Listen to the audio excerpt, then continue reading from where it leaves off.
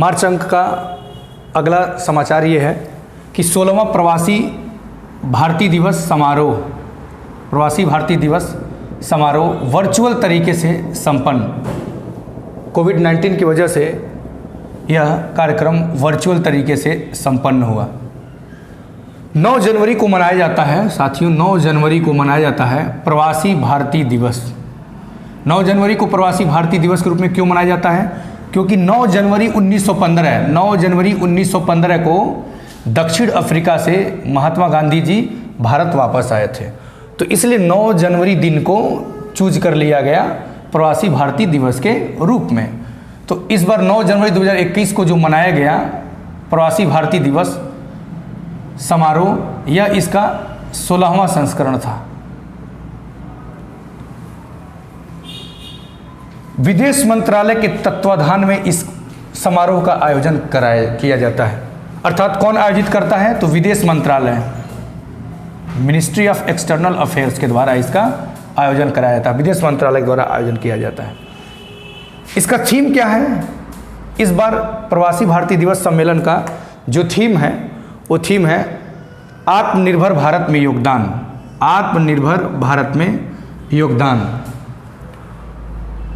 इसमें देखेंगे और क्या महत्वपूर्ण है। सूरीनाम दक्षिण अमेरिकी महाद्वीप का एक देश है सूरीनाम।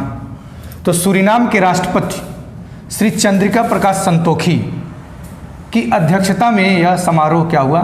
संपन्न हुआ। इनकी अध्यक्षता में, अर्थात ये मुख्य अतिथि थे श्री चंद्रिका प्रसाद संतोखी। ये कौन है चंद्रिका प्रसाद संतोखी? सूरीनाम के राष्ट्रपति।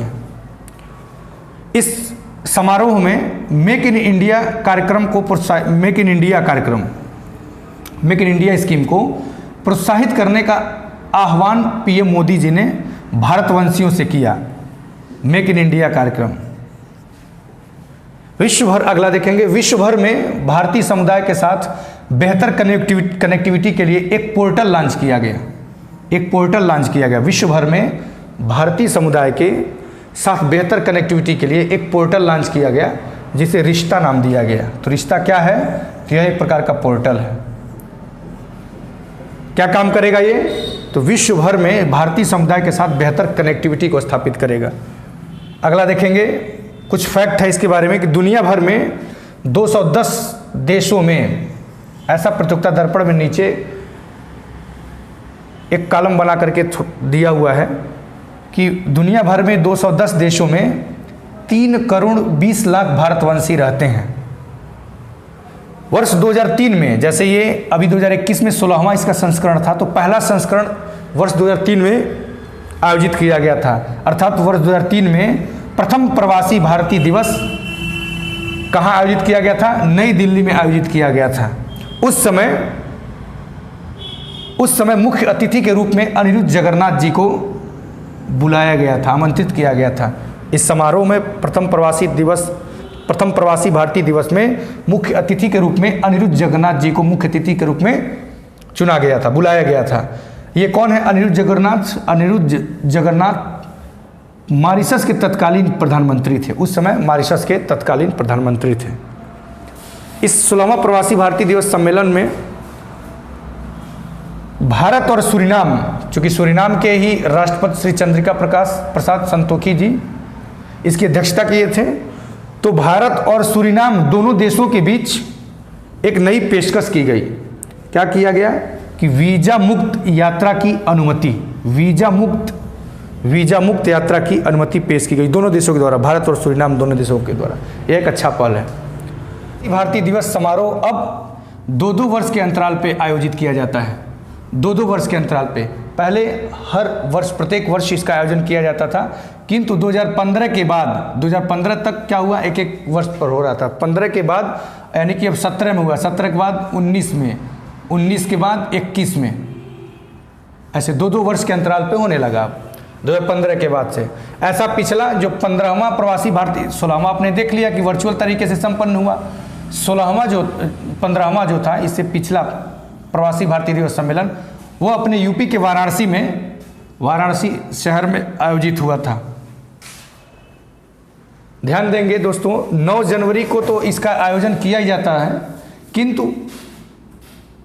15वां प्रवासी भारतीय दिवस सम्मेलन ये 9 जनवरी को नहीं किया गया था, 21 से 23 ऐसे करके किया गया था, क्योंकि उसमें कुंभ को ध्यान में रख करके कि प्रवासी भारतीय दिवस सम्मेलन में प्रवासियों को कुंभ के महोत्सव पे उनको आकर्षित किया जाए, इसलिए इसको 9 जनवरी न करके आगे स्किप कर दिया गया था। हालांकि ये इस बार पूछेगा कि नहीं पूछेगा उतना महत्वपूर्ण नहीं है कि ये पूछेगा आपके लिए, लेकिन इतना जानिए कि यदि 4 लाइनर क्वेश्चन बना देगा तो ये जानना जरूरी हो जाएगा कि 15वां प्रवासी भारतीय दिवस सम्मेलन वाराणसी में मनाया गया था, ये ध्यान दीजिएगा।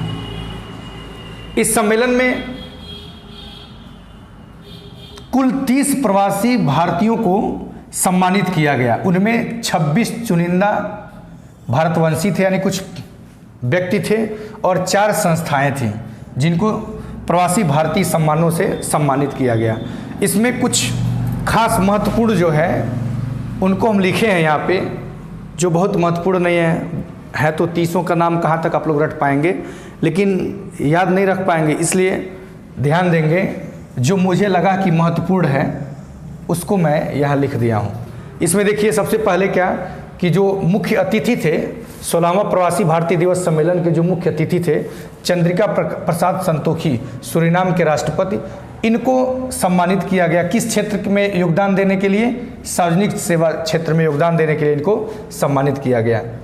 दूसरे पर्सनालिटी देखिए, सुश्री प्रियंका राधाकृष्ण, सुश्री प्रियंका राधाकृष्ण, इनको किस क्षेत्र में सम्मानित किया गया है?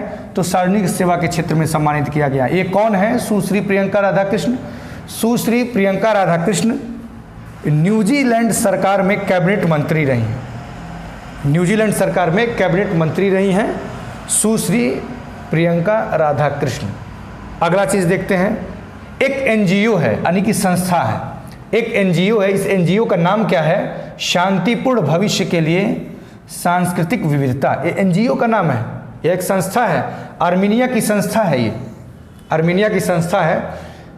इसको भी सम्मानित किया गया है और इसका क्षेत्र क्या था? भारतीय संस्कृति को बढ़ावा देना, यानी भारतीय संस्कृति को बढ़ावा देने के क्षेत्र में ये संस्था काम कर रही थी, एनजीओ काम कर रही थी। तो ये बहुत इंपॉर्टेंट हो सकता है, किस एनजीओ को पुरस्कृत किया गया?